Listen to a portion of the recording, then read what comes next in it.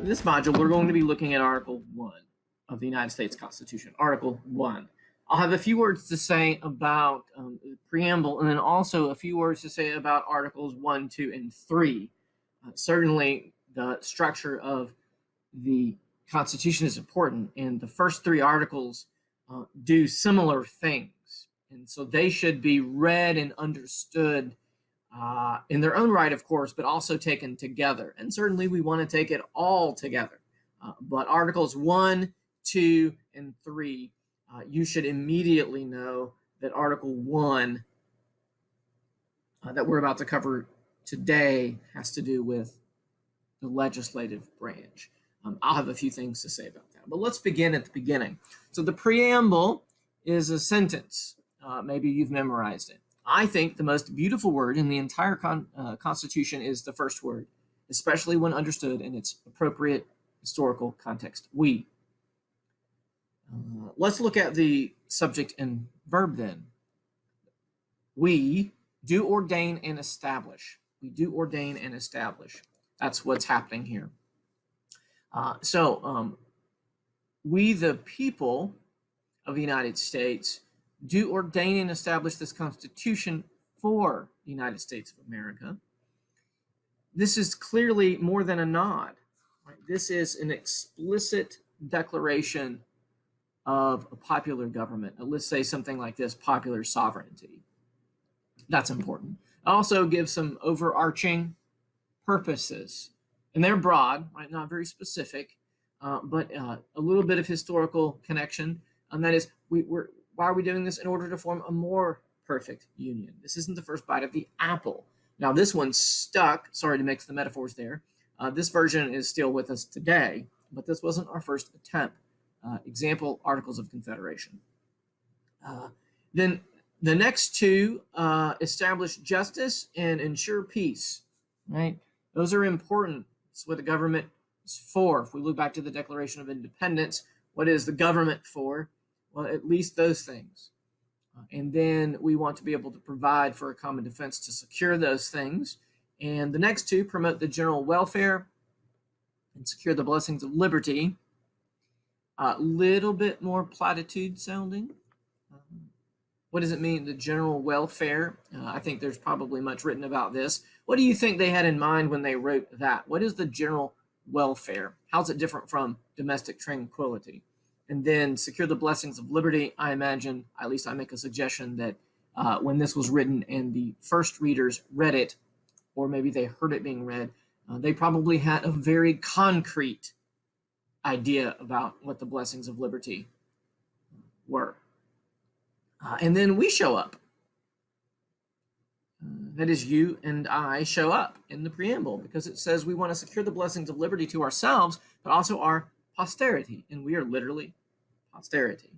So we do ordain and establish this Constitution. That's what the preamble is declaring. So let's look at Articles 1, 2, and 3 for a short overview, and then focus in on Article 1. Now, I won't be going over the entire article with you. You are to read it and understand it, but I want to point some things out. Maybe I can set an example of how careful you must read every word.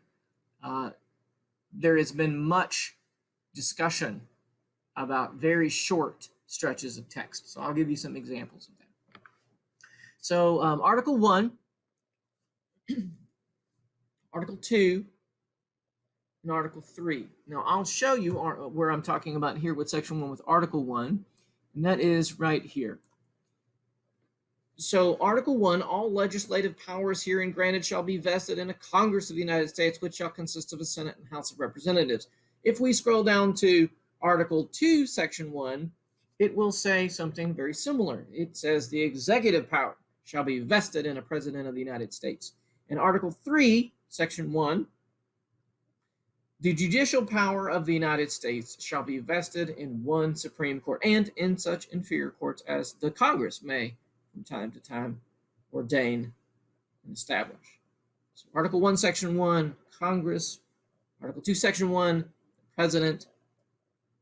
Article 3, Section 1, Supreme Court and inferior courts. That's important. There's two directions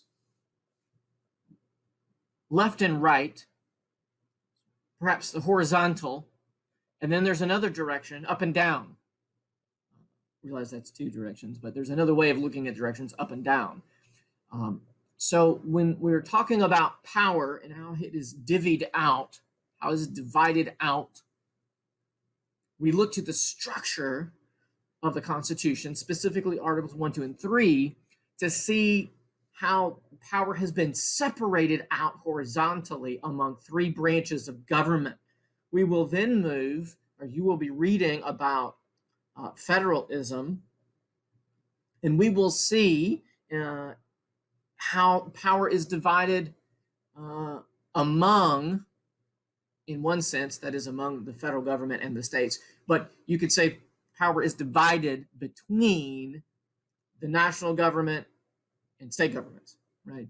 So you have this power, the authority of the government. Well, it is pulled apart. There are three branches, and each of those branches, there's a separation. Not one branch has all the power, right? That's horizontal. And then we have federalism, we have a national government, and then we have state governments. There's also a division of power and authority, sort of up and down. Now, if you're like me, I tend to think of the national government as the more important in sort of off-the-cuff responses, but that's really not my philosophical take at all.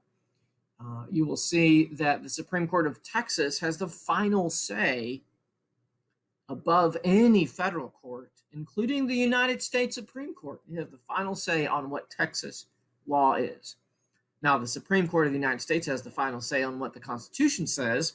So in the event that the Texas Supreme Court says what Texas law is and is the final word on it, if what they say Texas law is happens to conflict in an unreconcilable or irreconcilable way with the federal Constitution, certainly the Supreme Court of the United States can strike it down, but they don't. That is, the Supreme Court of the United States, it doesn't get to say what Texas law is.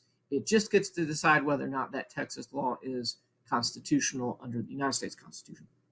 So just keep in mind that we, the people who wrote this, we the people, they did not want authority and power, mainly power, to be vested in a few people.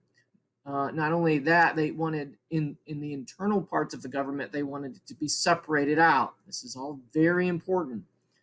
So if you've ever played rock, paper, scissors, there is no one throw, as it were. If you threw a rock and your opponent threw scissors, well, rock would beat scissors. You may say, well, that means I should always choose the rock because it's the most powerful, but that's not true, because if your opponent threw paper, paper would trump rock, right? And so there's no one throw you can make that trumps the other two. And that's essentially the idea here. I know that may seem very simplistic, but I don't think it is. That's what they were trying to create, is there were these, there's powers, but the branches sort of had the reins. They're limiting and constricting because of the separation of power. They can times trump the other two branches. So if you're looking at examples of that, Congress can throw a tether on the courts. Can alter the size of the jurisdiction, for instance. It can also constrain the funding. It can limit the budget. The courts can say that particular stretch of text in legislation or the whole bill is unconstitutional. They can do that with executive, the presidential acts as well. The president can veto Congress. Right, and then Congress can come back if after reading the objections of the president, if they have 2/3, right? We have ways of answering back, of providing rejoinder at all stages. However, this separation of power is huge. It's one of the key themes, I would say foundational to all of the Constitution. So let's look at Article 1 briefly. Article 1. All legislative powers herein granted shall be vested in a Congress of the United States, which shall consist of a Senate and House of Representatives. Now, I know you've been looking at this screen while I've been talking, and I want to focus you in on this language. First, all powers. Well, what kind of powers? All legislative powers that are herein inside of this Constitution granted shall, not may, not might be, shall be vested in a Congress. Right? This is, you might read further in the course about non-delegation. Like this, all power is vested here in Congress, period. Full stop. End of discussion. Now we'll see that maybe it doesn't work out that way over time through some of the Supreme Court cases that you might read, but that's how this government is set up. And then also, huge bicameralism. We've got a House and a Senate. Bicameralism. So this first section of Article 1 isn't merely just a highlight or this is what we're going to talk about kind of language. It's actually quite powerful.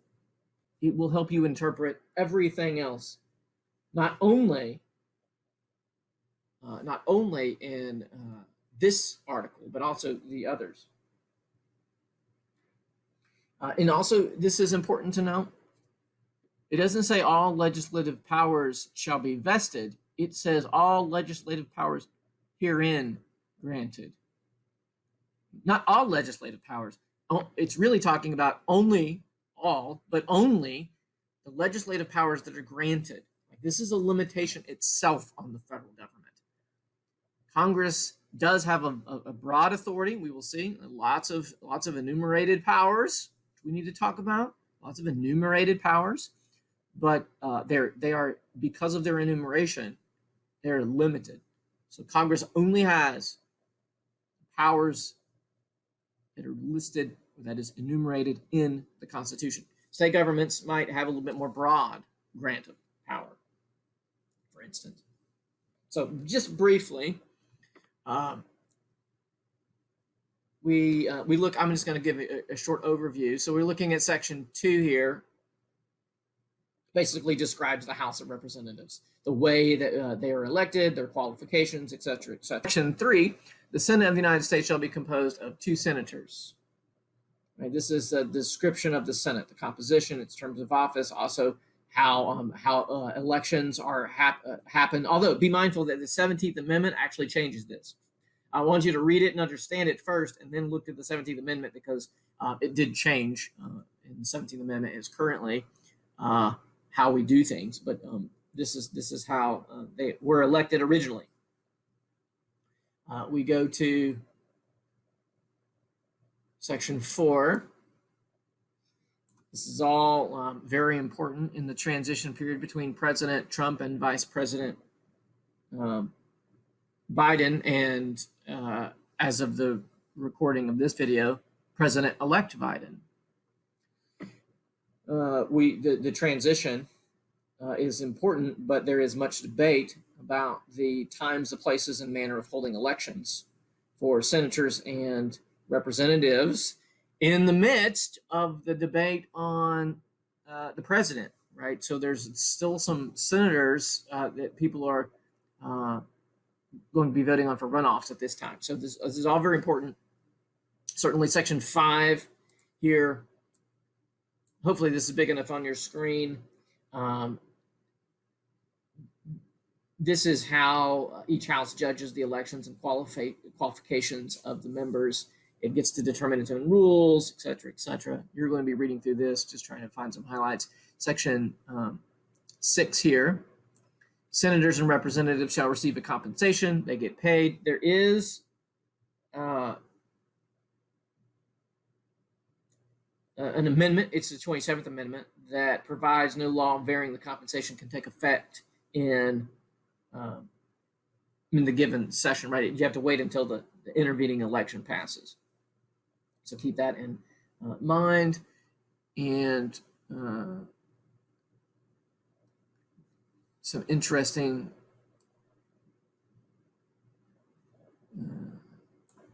issues here. With all bills for raising revenue shall originate in the House of Representatives, but the Senate may propose or concur with amendments as on other bills. It's just a short little statement. No big deal, right? The power of the purse, however, the power of the purse is huge. The Supreme Court has made the power of the purse, that is Congress, so extraordinarily powerful. It is almost unbelievable. If you were to read this section and then you were to read Supreme Court cases, which you will do, it is absolutely a huge section to pay attention to.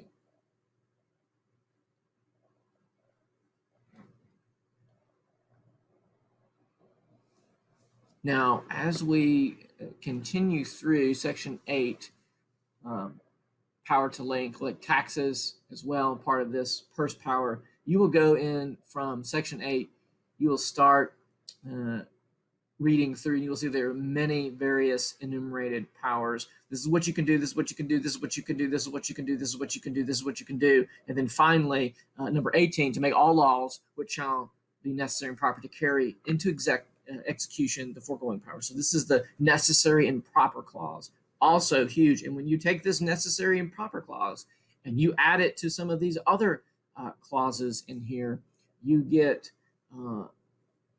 what I would consider crazy interpretations, at least from what the founders had in mind.